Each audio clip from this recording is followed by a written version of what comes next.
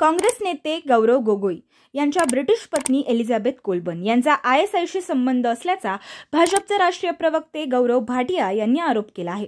Elizabeth Colburn यांचे पाकिस्तानच्या planning कमिशनचे माजी सल्लागार अली तौकीर शेख यांच्या नेतृत्वाखाली इस्लामाबादमधील क्लायमेट अँड नॉलेज डेव्हलपमेंट नेटवर्कमध्ये काम करत असताना पाकिस्तानी गुप्तचर संस्थेशी संबंध होते असा भाटिया यांचा आरोप आहे।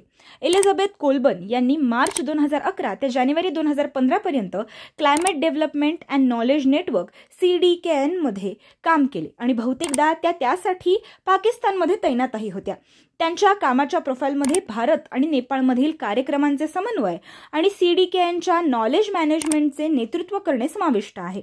त्यासोबतच त्या सध्या जॉर्ज सोरोस यांच्याशी घनिष्ठ संबंध असलेले अमेरिकन सिनेटर टॉम उडाल यांच्यासोबत काम करत आहेत।